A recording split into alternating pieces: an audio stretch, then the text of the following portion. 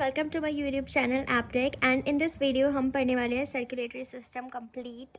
Okay, so circulatory system में सबसे पहले आ जाता है हमारा ब्लड। अब ब्लड हमें पता है ब्लड क्या होता है, it is a fluid connective tissue और ये मेसोडर्मल ओरिजिन से ओरिजिनेट होता है। जैसे हम पढ़ते हैं कि हमारी 3 लेयर्स बनती है जर्म लेयर, जैसे मेसोडर्म, एक्टोडर्म एंड एंडोडर्म। सो जो ब्लड ओरिजिनेट होता है वो मेसोडर्मल ओरिजिन से ओरिजिनेट होता है। इसका पीएच होता है 7.4 टू 7.5 और ये एक फ्लूइड कनेक्टिव टिश्यू हम इसको बोलते हैं। ब्लड के अंदर क्या क्या कंपोनेंट्स होते हैं उसको हम देखेंगे, बहुत ही क्रिस्प करके ये नोट्स है और इसमें सब कुछ है। और सबसे पहले जो ब्लड होता है it is 8% of the total body weight. Women के अंदर जो है ये 5 लीटर के अराउंड मिलता है एंड मेन में 5.5 लीटर होता है, थोड़ा बहुत डिफरेंसेस होते हैं। ओके, सो ब्लड के अंदर क्या क्या प्रेजेंट होता है। सबसे पहले तो 55% ब्लड के अंदर ब्लड प्लाज्मा प्रेजेंट होता है। ब्लड प्लाज्मा जो है वो 55% होता है। प्लाज्मा एक लिक्विड सब्सटेंस होता है, थोड़ा येलोइश कलर का होता है। अब प्लाज्मा के अंदर भी, क्योंकि ब्लड के अंदर हमने देख लिया कि भाई 55% ब्लड प्लाज्मा है एंड 45% फॉर्म्ड एलिमेंट्स होते हैं। फॉर्म्ड एलिमेंट्स हम ब्लड की सेल्स को ही बोलते हैं, जैसे red blood cells, platelets, white blood sales. ठीक है, तो जो ब्लड प्लाज्मा होता है, अब उसके अंदर भी क्या क्या होता है। ब्लड प्लाज्मा के अंदर सबसे ज़्यादा तो पानी ही मिलता है, मैक्सिमम वाटर होता है 92 टू 93%। बाकी इसके अंदर 1% इलेक्ट्रोलाइट्स होते हैं, आयंस प्रेजेंट होते हैं, जैसे sodium bicarbonate, potassium, calcium, magnesium, chloride ions, ये सब आयंस प्रेजेंट होते हैं। 6% जो है प्लाज्मा प्रोटीन्स प्रेजेंट होते हैं and nutrients, waste, gases, hormones, ये सब भी 1% प्रेजेंट होता है। अब प्लाज्मा के अंदर हमने देखा 6% प्लाज्मा प्रोटीन्स होते हैं। प्लाज्मा के अंदर कौन कौन से प्रोटीन्स होते हैं, मेजर प्लाज्मा प्रोटीन्स जो हम पढ़ते हैं, सबसे पहला जो मेन आता है दैट इज एल्बुमिन। सबसे ज़्यादा अमाउंट में होता है, हाईएस्ट अमाउंट होता है एल्बुमिन का, और ये ऑस्मोटिक बैलेंस मेंटेन करता है।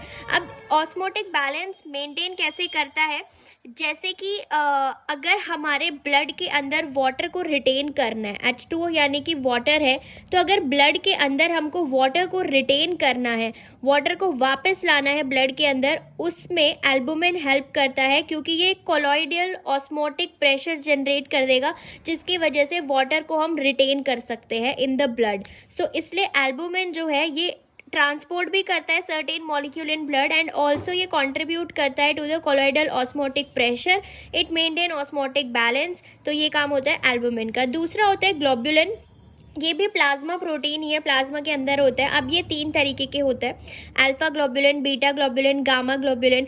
अल्फा ग्लोबुलिन जो है ये वाटर, जो इनसॉल्युबल सब्सटेंसेस होते हैं वाटर में, उनको ट्रांसपोर्ट करने में हेल्प करता है, अल्फा एंड बीटा ग्लोबुलिन।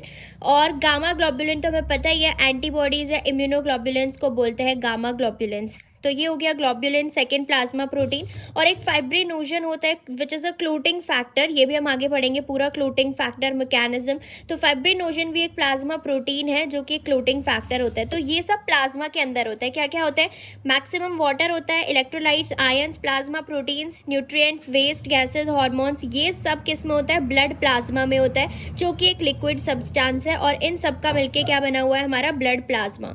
अब जो 45% फॉर्म्ड एलिमेंट्स होते हैं, ब्लड सेल्स होती है, वो देख लेते हैं। रेड ब्लड सेल्स जिसको हम एरिथ्रोसाइट्स भी बोलते हैं, ये होती है 5 टू 10 मिलियन पर mm³ ऑफ ब्लड, इतना होगा ये, 5 टू 10 मिलियन होती है। प्लेटलेट्स जिनको हम बोलते हैं थ्रोम्बोसाइट्स, ये 5 टू 6 लाख होती है। इनका जो अमाउंट होता है 5 टू 6 लैक्स के अराउंड होना चाहिए। एंड जो वाइट ब्लड सेल्स है जिनको हम बोलते हैं ल्यूकोसाइट्स, ये होती है 5000 टू 10,000। सबसे ज़्यादा अमाउंट किसका होता है, रेड ब्लड सेल का होता है, देन प्लेटलेट्स का होता है, और सबसे कम जो होती है ब्लड में वो WBCs होती है, फॉर्म्ड एलिमेंट्स में। सो 99% जो ब्लड सेल होती है ना वो RBC ही मानी जाती है, एबेंडेंट RBC ही होती है, रेड ब्लड सेल से एबेंडेंट होती है, 99% यही प्रेजेंट होती है। And most of the major plasma protein are synthesized by liver except gamma globulin by B lymphocyte, beta lymphocytes। सो अगर हम देखें यहाँ पे तो सारे के सारे जो प्लाज्मा प्रोटीन्स है वो सब लीवर ही बनाता है। एल्बुमिन हो गया, ग्लोबुलिन, अल्फा, बीटा, सिर्फ गामा ग्लोबुलिन को छोड़ के। गामा ग्लोबुलिन्स कहाँ से बनती है, एंटीबॉडीज हमें पता ही है, जो बी लिम्फोसाइट्स होती है वो बनाती है एंटीबॉडीज, इम्यूनोग्लोबुलिन्स और गामा ग्लोबुलिन्स। तो ये था पूरा ब्लड के बारे में कि ब्लड प्लाज्मा प्रेजेंट होता है, उसके अंदर क्या क्या होता है, कौन कौन से प्रोटीन इंपॉर्टेंट है। एंड दूसरा 45% फॉर्म्ड एलिमेंट जिसमें हमारे red blood cell, platelets and white blood cells आ जाता है। So this is about the blood, उसका कॉम्पोजिशन क्या है, अब हम इसको डिटेल में पढ़ते हैं। ओके, सो नेक्स्ट जो है एक टॉपिक आता है हिमेटोपोइसिस। हिमेटोपोइसिस का मतलब यही होता है कि फॉर्मेशन हो रही है। हिमेटोपोइसिस में हिमेटो का मतलब होता है कि जितने भी हमारे ब्लड के सेल्यूलर कंपोनेंट्स होते हैं, जैसे आरबीसी, डब्ल्यूबीसी या प्लेटलेट्स हो गया, इनका फॉर्मेशन, उसी को बोलते हैं हिमेटोपोइसिस। ये जो रेड ब्लड सेल, डब्ल्यूबीसीज एंड प्लेटलेट्स की हमने बात करी थी, इनका जो फॉर्मेशन होता है स्टेम सेल से ये बनते हैं। स्टेम सेल, जिसको हम हिमेटोपोइटिक स्टेम सेल भी बोलते हैं, तो उनसे ये सब कैसे बनते हैं, स्टेम सेल से इन सब का फॉर्मेशन कैसे होता है, उसी को हम बोलते हैं हिमेटोपोइसिस। अब स्टेम सेल की ना एक खास बात होती है, जो स्टेम सेल्स होती हैं वो अगर डिवाइड भी होती हैं तो एक पोर्शन तो वो खुद को ही रीजनरेट करती हैं। जो स्टेम सेल्स होती हैं एक जगह तो वो डिवाइड होंगी जहां पे वो अपनी ही पॉपुलेशन को मेंटेन करती है, एंड दूसरी साइड वो red blood cell, W blood cell, white blood cell and also platelets बनाती रहेंगी, और एक साइड वो अपनी जनरेशन भी मेंटेन करती हैं। तो ये स्टेम सेल्स की एक प्रॉपर्टी होती है कि वो अपनी जो पॉपुलेशन है वो भी मेंटेन करके रखती है। तो ये स्टेम सेल के बारे में जानना था। बाकी अगर हम बात करते हैं कि अब इसका जो फॉर्मेशन है, जो ये हमारी रेड ब्लड सेल, डब्ल्यू और वाइट ब्लड सेल्स जो होती है, प्लेटलेट्स होती है, वो कैसे बनती है। देखो, जब बर्थ होता है, अगर हम फीटस से स्टार्ट करते हैं, जब फीटस होता है यानी कि जब फर्स्ट मंथ होता है प्रेगनेंसी में, फर्स्ट मंथ जब चल रहा होता है, उस टाइम पे जो हमारी स्टेम सेल होती है, हिमेटोपोइटिक स्टेम सेल, वो यॉर्क सैक में प्रेजेंट होती है। तो यॉर्क सैक में जो है वो red blood cell, white blood cell और प्लेटलेट्स बन रही होती है स्टेम सेल से, वो यॉर्क सैक में उनका डेवलपमेंट होता है। फिर थर्ड मंथ के अराउंड क्या होता है, लीवर के अंदर इनका डेवलपमेंट होता है। लीवर के अंदर स्टेम सेल्स जो है वो वाइट ब्लड सेल्स या रेड ब्लड सेल्स, प्लेटलेट्स बनाना स्टार्ट कर देती हैं। थर्ड मंथ में लीवर जो है वो मेजर ऑर्गन हो जाता है, जिसके अंदर ये सारा डेवलपमेंट होता है लीवर के अंदर। स्प्लीन के अंदर भी होता है, लिम्फ नोड के अंदर भी होता है, लेकिन जो मेजर ऑर्गन जो होता है वो लीवर होता है थर्ड मंथ में। उसके बाद हम फोर्थ मंथ की बात करें, आगे जैसे ही चलते हैं, फोर्थ मंथ में जो है बोन मैरो के अंदर ये मेजर ऑर्गन हो जाती है। बोन मैरो जो होती है वो मेजर पार्ट हो जाता है, जहाँ पे हमारी स्टेम सेल से रेड ब्लड सेल, प्लेटलेट्स और वाइट ब्लड सेल्स बनने लगता है। मेजर क्या हो जाता है, bone marrow in the fourth month. उसके बाद जब फुल ग्रोथ बेबी होता है, तो जितने भी, जब बेबी का ग्रोथ होता है, जब एक पूरा बेबी डेवलप्ड हो जाता है, उस टाइम पे जितनी भी बोन मैरो होती है ना, उसके अंदर बोन मैरो क्या होती है, बोन्स के अंदर जो कैविटी होती है ना, उसको हम बोन मैरो बोलते हैं। तो जितनी भी बोन मैरो होती है एक फुल ग्रोथ बेबी के अंदर, उनको हम रेड बोन मैरो बोलते हैं। रेड बोन मैरो का मतलब होता है एक्टिव बोन मैरो, यानी कि एक्टिव बोन मैरो जिसके अंदर हमारी स्टेम सेल प्रेजेंट है, और स्टेम सेल से हमारी red blood cell, white blood cell, platelets बन रही है। तो एक फुल ग्रोथ बेबी के अंदर हम सारी bone marrow red bone marrow ही होती है। एज वेल एज उसको एक्टिव बोन मैरो भी बोलते हैं एक इन्फेंट के अंदर, अगर हम बोले तो। उसके बाद प्यूबर्टी तक सारी जो बोन मैरो है वो रेड बोन मैरो ही रहती है। All bone marrows are red bone marrow. और प्यूबर्टी तक सारी बोन मैरोज में जो है स्टेम सेल से white blood cell, red blood cells, platelets बनती रहती हैं बोन मैरो के अंदर, जितनी भी बोन मैरो होती है प्यूबर्टी तक। अब देखते हैं प्यूबर्टी के बाद। अब ये देखो आफ्टर प्यूबर्टी क्या होता है। आफ्टर प्यूबर्टी हमने देखा कि प्यूबर्टी तक जितनी भी बोन मैरोज थी सारी रेड बोन मैरोज थी। प्यूबर्टी के बाद क्या होता है, जो सेंट्रल और एक्सियल बोन्स होती है ना, जिनको हम मेम्ब्रेनस बोन्स भी बोलते हैं, सिर्फ उसी के अंदर रेड बोन मैरो रह जाती है, और सिर्फ वहीं पे स्टेम सेल से red blood cells, W white blood cells as well as platelets बनती है। यानी कि जो ये सेंट्रल और एक्सियल बोन्स होती है, एज वेल एज जो हमारी फीमर होती है, हमारी जो थाइस के यहाँ पे बोन होती है, फीमर बोन जो होती है, उसका जो ये प्रोक्सिमल एंड होता है ना, सिर्फ यहीं पे रेड बोन मैरो रह जाता है, सिर्फ यहीं पे डेवलपमेंट होता है आरबीसी का स्टेम सेल से। एज वेल एज जो ह्यूमरस बोन होती है उसके भी प्रोक्सिमल एंड में। तो सिर्फ और सिर्फ सेंट्रल और एक्सियल बोन्स में, एज वेल एज फीमर और ह्यूमरस के प्रोक्सिमल पार्ट में जो है वो रेड बोन मैरो प्रेजेंट होती है, जहाँ पे हमारी एक्टिव बोन मैरो रहती है, यानी कि जहाँ पे हमारी स्टेम सेल से आरबीसीज, डब्ल्यूबीसीज वगैरह बन रही हैं। तो प्यूबर्टी के बाद 50% रेड बोन मैरो आ जाता है पर्सन के अंदर एंड बाकी 50% आ जाता है yellow bone marrow. Yellow bone marrow inactive bone marrow बोलते हैं, यानी कि जहाँ पे कोई डेवलपमेंट नहीं हो रहा है, जहाँ पे कोई स्टेम सेल से आरबीसी डब्ल्यूबीसी नहीं बन रही है, तो ये हो जाता है आफ्टर प्यूबर्टी। तो अब हम देखते हैं कि स्टेम सेल से ये कैसे कैसे सारी चीज़ें जो है वो जनरेट होती हैं, स्टेम सेल से कैसे सारी चीज़ें जनरेट हो रही हैं। बार हम स्टेम सेल्स के बारे में भी देखते हैं। स्टेम सेल्स की जब हम बात करते हैं, ये हिमेटोपोइसिस में हमने देख चुका है कि स्टेम सेल्स जो हैं ये अलग अलग तरीके की भी हो सकता है इनका नेचर। कुछ यूनिपोटेंट स्टेम सेल्स होती हैं, यानी कि जो डिफ्रेंशिएट होती हैं या डिटरमाइन होती हैं सिर्फ एक ही टाइप की सेल के लिए, जैसे कि जो सेल सिर्फ और सिर्फ क्या बना रही है, आरबीसी बना रही है, या एक वो सेल है जो सिर्फ और सिर्फ डब्ल्यूबीसी बनाएंगी, तो उनको हम बोलते हैं यूनिपोटेंट। यूनि मतलब एक ही तरीके की सेल्स वो बनाएंगी, ठीक है। मल्टीपोटेंट होता है, इनकी एक लिमिटेड रेंज होती है, सेल टाइप्स की एक लिमिटेड रेंज तक ही ये जो है डिफरेंशिएट हो सकती है, जैसे आरबीसी के लिए, प्लेटलेट्स के लिए, न्यूट्रोफिल्स के लिए, मतलब एक लिमिटेड रेंज तक ये सिर्फ जो है डिफरेंशिएट हो पाती है, दैट इज मल्टीपोटेंट। मल्टी मतलब है तो काफ़ी सेल्स बट एक लिमिटेड रेंज होती है इनकी। लेकिन प्लूरीपोटेंट जो होती है ना, ये किसी भी टाइप की सेल में डेवलप्ड हो सकती है in the body, can become almost any cell in the body. जो हमारी एम्ब्रियोनिक स्टेम सेल्स होती है ना, उनमें से किसी भी सेल में ये डेवलप हो सकती हैं एक्सेप्ट एक्स्ट्रा एम्ब्रियोनिक टिश्यूज, यानी कि जो एक्स्ट्रा एम्ब्रियोनिक टिश्यूज होते हैं ना, उसमें प्लूरीपोटेंट नहीं डेवलप्ड हो सकती, डिफरेंशिएट नहीं हो सकती। बाकी ये हर सेल में डिफरेंशिएट हो सकती हैं, RBC, WBC, neutrophil, monocytes, platelets.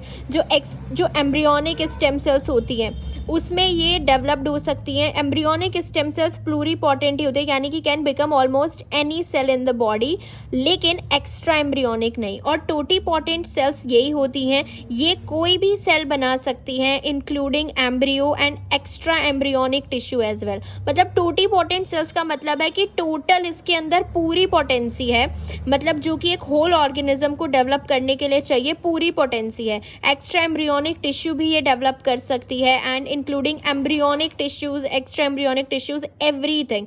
Totipotent cell हम उसको बोलते हैं, जैसे neuron, muscle cells, blood cells, epithelium etcetera, हर तरीके की सेल्स। तो ये एक लिमिटेड रेंज होती है, मतलब इन्हीं को हम बोलते हैं स्टेम सेल्स, अलग अलग टाइप की। जैसे जो हम बोन मैरो में हिमेटोपोइटिक स्टेम सेल्स देखते हैं ना, वो प्लूरीपोटेंट स्टेम सेल होती है, ठीक है। और इनको डिफरेंशिएट होने के लिए ना मॉर्फोजेंस की जरूरत पड़ती है। कोई भी मॉर्फोजेंस बेसिकली ग्रोथ फैक्टर्स होते हैं, जैसे एक सर्टेन मॉर्फोजेन से इससे ये वाली सेल्स बनेगी, इससे एक सेल बनेगी, उसके लिए ये मॉर्फोजेन चाहिए। सो ये डिफरेंट मॉर्फोजेंस होते हैं, ग्रोथ फैक्टर्स जो होते हैं, जो कि इनको डेवलप कराते हैं, डिफरेंशिएट कराते हैं, डिटरमाइन कराते हैं into different types of cells. तो ये था एक बेसिक स्टेम सेल के बारे में। तरीके से अगर हम बात कर रहे हैं HSC, हिमेटोपोइटिक स्टेम सेल या प्लूरीपोटेंट स्टेम सेल्स की, तो वो दो प्रोजेनेटर में डेवलप्ड होती है। एक साइड वो माइलॉइड सेल्स में डेवलप्ड हो जाती है, माइलॉइड प्रोजेनेटर, एंड एक साइड होता है हमारा लिम्फोइड, ठीक है। उसके बाद जो माइलॉइड होता है ये अगेन अलग अलग टाइप्स की सेल में डिफ्रेंशिएट हो जाते हैं, जिसको हम बोलते हैं proerythroblast, myeloblast, monoblast and megakaryoblast, ठीक है। अलग अलग टाइप्स में डिफ्रेंशिएट हो जाते हैं, दैट इज प्रो एरिथ्रोब्लास्ट में, माइलोब्लास्ट में, मोनोब्लास्ट में एंड मेगा कैरियोब्लास्ट में। अब प्रो एरिथ्रोब्लास्ट जो है, अब तो ये यूनिपोटेंट हो गई ना, क्योंकि ये प्रो एरिथ्रोब्लास्ट क्या होगी, ये जाके एक ही टाइप की सेल में डेवलप्ड होगी, that is erythrocytes, red blood sales में डेवलप्ड होंगी। तो ये हो गया प्रो एरिथ्रोब्लास्ट। और जो माइलोब्लास्ट है, माइलोब्लास्ट से जो है प्रो माइलोब्लास्ट बनती है, एंड देन माइलोब्लास्ट से हमारे न्यूट्रोफिल्स बन सकते हैं, बेसोफिल्स बनते हैं, इओसिनोफिल्स बनते हैं। ये सारी की सारी माइलोसाइट्स ही होती हैं, एक ही टाइप की सेल से सारी जनरेट हो रही है। माइलोब्लास्ट सेल से कौन कौन बनता है, न्यूट्रोफिल्स, बेसोफिल्स, इओसिनोफिल्स, ये सारी जनरेट होती है। बेसिकली बेन से आप याद रख सकते हो कि माइलोब्लास्ट से क्या जनरेट हो रहा है, बेन। बेन यानी कि basophil, eosinophil and neutrophils, and ये हमारी क्या होती है, ग्रैन्युलोसाइट्स होती हैं। और अब हम बात करते हैं मोनोब्लास्ट। मोनोब्लास्ट जो होता है मोनोब्लास्ट होता है जो मोनोसाइट्स में डेवलप्ड हो जाए। मोनोसाइट्स आगे चल के ये ब्लड में मोनोसाइट्स होती है, लेकिन जब ये टिश्यूज में जाती हैं तो मैक्रोफेजेस में डेवलप्ड हो जाती है, वो भी हम डिटेल में पढ़ेंगे। सो अभी हम जस्ट ओवरव्यू देख रहे हैं कि एक स्टेम सेल से क्या क्या डेवलप्ड हो रहा है। मेगा कैरियोब्लास्ट जो सेल्स बनती है, मेगा कैरियोब्लास्ट से हमारा प्लेटलेट्स बन जाते हैं, ठीक है, थ्रोम्बोसाइट्स जिसको हम बोलते हैं। और लिम्फोइड जो प्रोजेनेटर सेल्स हैं, लिम्फोइड से हमारी लिम्फोब्लास्ट बनती है, लिम्फोब्लास्ट से हमारी B lymphocyte, T lymphocytes and natural killer cells developed होते हैं। तो यानी कि एक प्लूरीपोटेंट स्टेम सेल से, जो कि हमारी हिमेटोपोइटिक स्टेम सेल्स हैं, जिससे myeloid progenitor cells and lymphoid progenitor cells हमारी बनती हैं। माइलॉइड से हमारी प्रो एरिथ्रोब्लास्ट जो आरबीसी बनाएंगी, माइलोब्लास्ट जो बेन बनाती हैं, बेसोफिल, योसिनोफिल, न्यूट्रोफिल्स, मोनोब्लास्ट जो मोनोसाइट्स बनाएंगी, आगे चल के मैक्रोफेजेस में डेवलप्ड हो जाती हैं टिश्यूज में।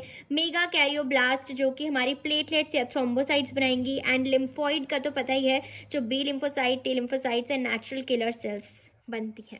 अब ये जो पूरा प्रोसेस है ना कि प्रो एरिथ्रोब्लास्ट से हमारी रेड ब्लड सेल बनेगी, माइलोब्लास्ट से हमारी ग्रैन्युलोसाइट्स बन रही हैं, पेन बन रही हैं, ये सब मॉर्फोजन पे डिपेंड करता है कि ऐसा एक मॉर्फोजन आता है जिससे ये डिसाइड हो जाता है कि माइलॉइड से प्रो एरिथ्रोब्लास्ट बनेगी एंड अब हमारा आरबीसी बनने वाला है, ठीक है। यानी कि स्टेम सेल्स को डिफ्रेंशिएट होने में एक मॉर्फोजन की ज़रूरत पड़ती है, ठीक है, मॉर्फोजन। अब अगर प्रो एरिथ्रोब्लास्ट से आरबीसी बनाना है, उसके लिए हमको जो मॉर्फोजन चाहिए वो होता है एरिथ्रोपोइटिन। एरिथ्रोपोइटिन अगर प्रेजेंट है तो माइलॉइड जो है वो प्रो एरिथ्रोब्लास्ट में डिफरेंशिएट होगी एंड प्रो एरिथ्रोब्लास्ट जो है वो फॉर्म करेंगी RBCs. Granulocytes colony stimulating factor present होगा, ये मॉर्फोजन प्रेजेंट होगा, तो माइलॉइड जो है वो डिफरेंशिएट हो जाएगी किसमें, माइलोब्लास्ट में, एंड माइलोब्लास्ट से जो है ये हमारी ग्रैन्युलोसाइट्स फॉर्म होंगी। ऐसे ही अगर monocyte colony stimulating factor present होगा तो ये माइलॉइड जो है वो मोनोब्लास्ट बनाएंगी एंड मोनोब्लास्ट से मोनोसाइट्स फॉर्म होगी। अगर थ्रोम्बोपोइटिन प्रेजेंट होगा तो मेगा कैरियोब्लास्ट से प्लेटलेट्स डेवलप्ड होंगी। तो ये डिफरेंट मॉर्फोजेंस जो है रिस्पॉन्सिबल होते हैं कि हमको कब आरबीसी बननी है, कब बेन बनना है, कब जो है ग्रैन्युलोसाइट्स बननी है, कब मोनोसाइट्स बननी है। सो दीज आर द मॉर्फोजेंस बोलते हैं इनको, जो कि स्टेम सेल्स को डिफरेंशिएट कराते हैं, डिटरमाइन कराते हैं कि वो आगे चल के किस सेल्स में डेवलप होनी चाहिए। अब हम यहाँ पे एरिथ्रोपोइसिस जो है उसको डिटेल में पढ़ेंगे कि यहाँ से जो हमारी रेड ब्लड सेल्स हैं वो कैसे डेवलप्ड होती हैं, ठीक है। तो ये एक ओवरव्यू था